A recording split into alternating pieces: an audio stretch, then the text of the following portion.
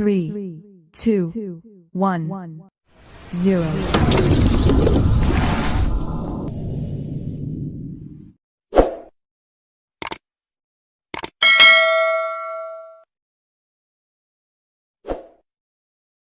Hari ini kita akan bersama-sama belajar untuk mata pelajaran tematik di kelas 2 sekolah dasar di tema 2 bermain di lingkunganku, subtema 1 pembelajaran yang kedua.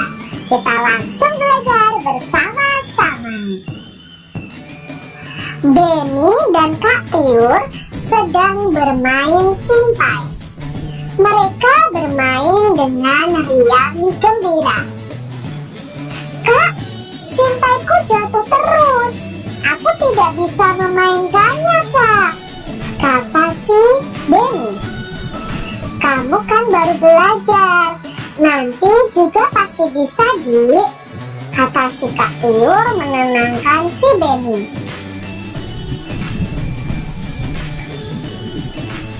Kapan bisanya, Kak? Tanya si Benny. Kamu harus banyak berlatih. Jangan langsung menyerah. Kakak dulu juga seperti itu, kata si Kak Tiur. Baiklah, Kak. Aku akan rajin berlatih. Aku pasti bisa. Iya, Dik. Mari kita latihan bersama-sama. Nah, ini percakapan antara si Benny dan Kak Tiur yang sedang bermain simpai. Si Benny mengeluh karena simpainya jatuh terus dan tidak cepat bisa. Tapi si Kak Tiur menenangkan si Benny bahwa untuk bisa bermain simpai itu diperlukan latihan yang banyak. Apakah kamu tahu apa itu simpai? Dan bagaimana bentuknya? Nah, ini adalah gambar simpai. Nah, mungkin kalian punya ya. Ada yang berwarna-warni, ada juga yang berwarna coklat. Bermain simpai. Tahukah teman-teman apakah simpai itu? Pernahkah teman-teman memainkannya? Simpai adalah alat permainan yang berbentuk lingkaran. Simpai itu ada yang terbuat dari rotan, ada juga yang terbuat dari plastik.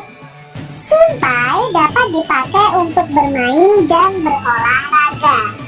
Cara memainkannya dengan memutar simpai di pinggang. Kemudian pinggang digoyangkan mengikuti putaran simpai tersebut. Permainan ini dapat dilakukan secara bersama-sama. Pemenangnya adalah pemain yang dapat mempertahankan putaran simpai paling lama. Jadi kalau bermain simpai ini bisa dengan teman-teman kalian. Kalian bisa berlomba siapa yang paling jago memutar simpai di pinggangnya. Amati simpai yang kamu punya. Nah, sudah tunjukkan ya simpai, gambar simpai tadi. Lalu kalian setelah mengamati, kalian bisa menuliskan pada kolom pengamatan. Nah, kolom pengamatannya seperti ini adik-adik. Kita lihat simpai yang pertama, kita lihat warnanya. Warnanya tadi ada yang berwarna coklat, yang coklat tadi itu terbuat dari rotan. Yang berwarna-warni seperti merah, kuning, hijau, biru, itu tadi terbuat dari plastik. Nah, sekarang untuk permukaannya, simpai itu ada yang permukaannya halus, ada yang permukaannya sedikit kasar. Jadi kalau permukaan itu bisa halus, bisa kasar. Nah, bentuknya sekarang, bentuknya simpai apa? Ya, bentuknya adalah lingkaran. Dan kegunaannya untuk bermain dan berolahraga. Jadi kalian sudah tahu nih, sudah mengamati tentang simpai dari warnanya, dari bagaimana permukaannya, bentuknya, dan kegunaannya. Benda yang berbentuk lingkaran seperti simpai ya, ada uang, ada kaset CD, ada jam dinding, ada roda, cincin, ban ya. lalu piring, permukaan cangkir, ada biskuit juga ya, permukaan botol, permukaan gelas, permukaan kaleng. Kalau botol, gelas, kaleng itu sebenarnya bangun ruang, tapi permukaannya itu berbentuk lingkaran. Bacalah percakapan berikut bersama teman kalian atau perhatikan ketika kita membacakannya. Benny, Tiun, bermainnya sudah ya, kata ibu. Tapi Benny masih belum bisa, Bu, kata si Benny. Tapi ini sudah sore, Nak.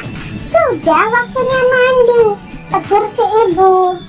Iya, Dek, besok kita lanjutkan bermainnya ya, kata Kak Tiur. Benny masih ingin berlatih, Bu, kata Kak Tiur harus rajin berlatih. Itu kata si Benny yang masih ingin berlatih simpai. Iya, Nak, besok dilanjutkan berlatihnya. Kalau bermain tidak boleh lupa waktu, nasihat si ibu. Baiklah, Bu. Kak, ayo. Benar kata ibu, Dek, ayo kita mandi. Nah, itu jawab si Benny dan Kak Tiur yang akhirnya mau mandi. Apa yang disampaikan ibu kepada Benny dan Tiur? Nah, kita mau jawab beberapa pertanyaan di sini. Apa yang disampaikan ibu kepada Benny dan Kak Tiur tadi? Ya, Benny dan Tiur harus berhenti bermain dan tidak boleh lupa waktu ya. Ibu tadi berkata mereka harus segera mandi. Apa tanggapan Benny ketika diingatkan ibu? Benny masih ingin bermain karena belum bisa bermain simpai tadi ya. Lalu ketiga, mengapa kita tidak boleh lupa waktu dalam bermain? Karena bisa menyebabkan kita tidak melakukan pekerjaan atau hal yang lain. Kalau sampai lupa waktu, bahkan kalian bisa tidak belajar, tidak membantu orang tua. Soal yang keempat, apa akibatnya kalau lupa waktu dalam bermain? Apa ya akibatnya ya? Nah, bisa dimarahi ibu, menyebabkan kita tidak melakukan pekerjaan, kita tidak mau belajar. Makanya kalian harus bisa membatasi waktu bermain kalian. Diskusikanlah dengan temanmu apa saja aturan dalam bermain. Nah, di sini menyebutkan beberapa aturan. Yang pertama, tidak boleh lupa waktu.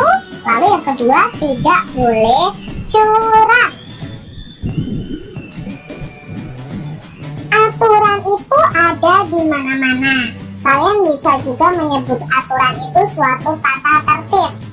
Aturan itu berlaku bisa di rumah, di masyarakat, di sekolah, di tempat bermain, di jalan raya, di mall, bahkan di semua tempat itu ada aturannya.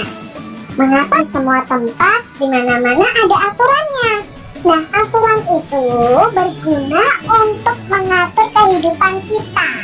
Jadi setiap aturan itu gunanya untuk mengatur kehidupan manusia.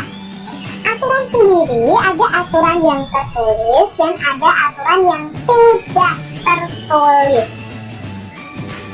Aturan di rumah hendaknya itu dipatuhi oleh semua anggota keluarga. Kalau di sekolah ya semua warga sekolah harus mematuhi aturan. Kalau di mall ya semua pengunjung, semua yang ada di mall itu juga harus mematuhi aturan. Jadi siapapun harus mematuhi aturan yang ada. Kalau di rumah ya semua anggota keluarga harus mematuhi aturan. Contoh nih, aturan di rumah ya, aturan di rumah sendiri contohnya pulang sekolah harus menaruh sepatu di rak sepatu. Habis makan dan minum itu membawa piring dan gelasnya harus ke dapur, dicuci sekalian di tempat cuci piring. Nah, itu seperti itu aturannya. Akibat jika peraturan tidak dipatuhi, hidup kita akan menjadi susah, hidup menjadi tidak tertib, terjadi kekacauan, bahkan bisa terjadi pertengkaran. Contohnya nih, Jika kamu membuang sampah sembarangan akan terjadi banjir. Contohnya ya, ada aturan tidak boleh membuang sampah di sungai ini, tapi kalian langgar membuang sampahnya di sungai. Apa yang terjadi? Banjir. Menyusahkan warga tidak? Iya. Contoh di rumah misalnya, ada aturan bahwa tidak boleh lupa waktu saat bermain. Nah, kalau kalian melanggarnya, pasti kena marah orang tua. Lalu kalian bisa lupa melakukan kegiatan yang lain, lupa mengerjakan PR, lupa belajar karena keasikan bermain. Jadi aturan itu dibuat agar kita itu tertib, agar kita itu aman, nyaman, tidak susah. Jadi setiap ada aturan, kalian harus mematuhi aturan yang ada. Contoh aturan yang ada di rumah nih. Yang pertama, bangun pukul 05.00. Nah, mungkin masing-masing kita ya ada aturan bangun paginya, bangun tidurnya berbeda-beda. Mungkin ada yang pukul 5, ada yang pukul 4, atau pukul setengah 6 ya. Setelah bangun, merapikan tempat tidur. Nah, ini juga aturan di rumah. Jangan disuruh bangun langsung kamar mandi, langsung mandi, tapi rapikan dulu tempat tidur. Lalu bisa juga kalian pergi beribadah ya, bisa sholat dulu. Lalu aturan di rumah yang lain, selalu minta izin jika akan bepergian. Jadi memberitahu orang tua, "Ma, Pa," atau "Ya, Bu, aku mau pergi ke rumah ini." Nah, jadi kalian tidak menjadi pertanyaan orang tua nih, "Anakku kemana ya? Mana dia pergi?" Nah, nanti orang tua akan kebingungan. Dalam bermain tidak boleh lupa waktu. Setelah makan, membersihkan meja dan mencuci piring. Nah, ini mungkin aturan di rumah kalian berbeda-beda. Mengerjakan PR itu juga aturan di rumah. Sore hari membantu pekerjaan orang tua. Belajar pukul 19 atau pukul 7 malam sampai pukul 9 malam misalnya. Mungkin berbeda-beda ya. Jadi aturan di rumah ini tergantung peraturan di rumah kalian masing-masing. Terus tidur pukul 21.00 atau pukul 9 malam. Nah, ini aturan yang ada di rumah. Coba ditulis nih di buku tulis kalian, aturan di rumah kalian apa saja. Demikian untuk pembelajaran kita hari ini. Semoga pembelajaran kita hari ini bermanfaat bagi semuanya dan mengerti apa yang sampaikan. Sampai bertemu kembali di video pembelajaran selanjutnya. Jangan lupa tekan tombol subscribe, lalu tekan loncengnya, tekan juga tombol like, lalu share ke media sosial